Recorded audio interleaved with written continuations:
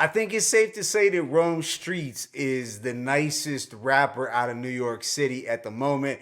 Of course, Joey Badass has been doing his thing as of late, but Rome Streetz is a different kind of lyrical assassin. What is good, y'all? It's your boy Mixtape Muff. If you are rocking with this content, go ahead and smash that like button. Also, subscribe if you haven't. But today, hitting y'all with my thoughts on this new one from Rome Streetz and Conductor Williams entitled Trainspotting. So this is the return of the duo of Rome Streetz and Conductor Williams. Now in 2022, Rome had released his critically acclaimed Kiss the Ring with Conductor, and it has been his most talked about project ever since. I personally have enjoyed some of his other albums a bit more probably, but Kiss the Ring has been his most praise. So last year, Rome Streetz and Derringer locked in for the Hatton Garden Hold Up, and that was an album that probably was one of the better releases in the underground for 2024, but it didn't create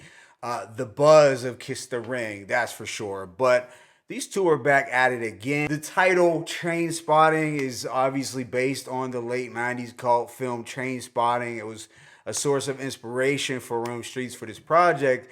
And Conductor on the boards, he has remained one of the most sought after producers in the underground for years now. But yeah, Trainspotting, it contains 14 songs lasting approximately 33 minutes, a much better runtime than some of the albums we've gotten as of late. But with that being said, let me go ahead and just hit y'all with that track by track breakdown. The opener, Andre Agassi, has this psychedelic boom bap production. You have the gritty guitar loop, but there's that head nod appeal to this. And Rome, he's in full braggadocio mode, talking about lighting up your favorite rappers and turning them into a pack of rapper weed. He also said, I'm one of the best in bringing these dudes death all on the metronome. They say bring a check to Rome. I remember when I had to measure stones, dancing with the devil in the Terror Dome, plotting, trying to bring treasure home. So yeah, very strong opening track. Track 2, Mash, does contain a sample flip from the Mash theme music. And you might remember the Kill Army back in the mid to late 90s sampled from Mash as well. But yeah, this version of the beat is pretty moody and dreary. And overall, the title and the concept of this track does make Rome Streetz somewhat of an older soul, especially with lines like put the mash on you dudes like Klinger and Hawkeye. I mean, Rome is under 40, so some of the references here was just a bit unexpected, but yeah, still a dope track. Then we have a flawless transition into Runny Nose. I mean, this is really a seamless one of the best transitions I've heard in a minute. And you have this gutter vocal sample that's warped. It sounds like something in a haunted staircase, giving off some strong Wu-Tang vibes. Rome said, to the top rose a couple notches. King like Nas and 9-6, you're a novice. We all know about Nas and 9-6. And also Rome Streetz did give me some Big L vibes on the second verse when he said, I'm about to touch plaques, platinum plus, your favorite rappers a pack, I roll them up and puff. And this bleeds into Ricky Bobby, with Method Man. You have this distorted Spanish guitar sample that does have a mafioso flair, and there's also a Wu-Tang influence that's detected. I'd say Rome did his thing, but Method Man once again stole the show, just continuing on his impressive feature run, which is wordplay galore. Track 5, Blood and Boogers, is another highlight. This has a demented, minimalist beat that did give off a DJ Muggs feel. It's rugged with just crisp, vivid lyricism. Rome said, like D'Angelo, I came up off brown sugar, getting more of that Cuddy sniff so much. There's blood in his boogers. Yeah, just a real ideal grimy head nodding track. Then there's track 6, Rule 4080, the first single from the project. It has a mix of gospel and jazz, and the theme here is of course based on Tribe Called Quest. Industry rule 4080, record company people are shady. So this is a conceptual track about artists being put into positions of selling out to record labels, signing their lives over. And Rome may have experienced some of this himself, but he did put together a dope conceptual track, and I love the fusion of the gospel sample with that radiant jazz rap. But I did find the transition to the next track, Dot 1,000 Deaths, to be a bit abrupt.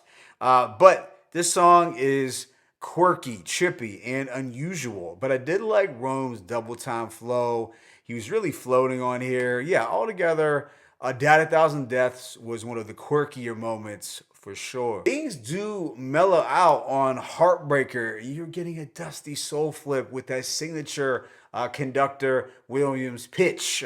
This is another conceptual track, but it's about Rome being a heartbreaker and really embracing his player ways. I did like the storytelling here, and just that smooth, sensual soul production was a nice touch. And they do managed to dial in the wavier vibes even more for the next song, 10 Toes. This features Jay Worthy, and it has an interesting flip of Warren G's Do You See? So I dug hearing Rome Streetz over this G-Funk like production that was warped, of course. And I think this is something more New York underground artists could do just for some variety instead of rapping on tracks that are so dark all the time. Track 10, however, Connie's Revenge, is a return to that spooky Griselda aesthetic. Now, the transition to this was also pretty abrupt, but I did like the record nonetheless. You have this tense, cinematic, unsettling production like someone creeping around a corner. Then you have the rusty banger 99 Attributes. One of the standouts is just one verse, but Rome is spitting over this gutter chop sample. Everything about this one screams old New York, just that menacing ice grill music. Rome stated, golden trap phones and a rapper head on my wall mount. This the crack they smoking until they teeth fall out. 99 Attributes, the other one is God. Track 12, Joe Pesci, is another standout. I really dug the breezy jazz instrumental, and this has Rome Streetz really gliding over this production. His flow here is superior, and his voice, the way it's used, is almost like an instrument in itself. The second to the last track, Electric Slide, has this nocturnal, psychedelic edge. It's very surreal, but still luxurious. Rome says, for the record, your shit ain't really hitting like punches in wrestling.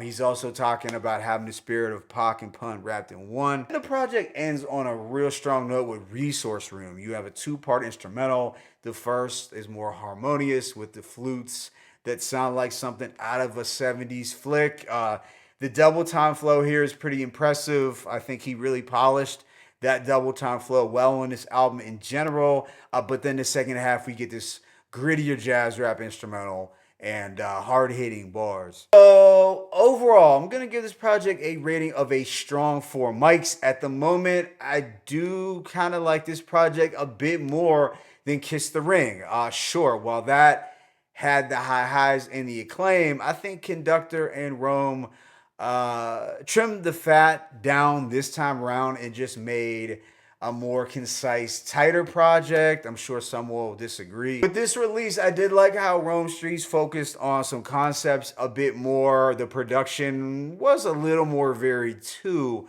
I know that druggy, warped sound that Conductor offers isn't for everyone though. I suppose I could objectively say they could have overused that sound a bit here. But I still think it's a distinct sonic template that you as a listener are just going to associate with Rome and Conductor. It's kind of like product that's put on the block, this stamp. I also liked how there were a couple wavier moments to balance out some of the grittier, darker ones. And of course, the flow change-ups was a highlight as well. I'm not exactly sure where I'd rank this in Rome's discography, but I do think this is clearly a worthy follow-up to Kiss the Ring, if not better. I'd also say I enjoyed it a little bit more than his Derringer one from last year.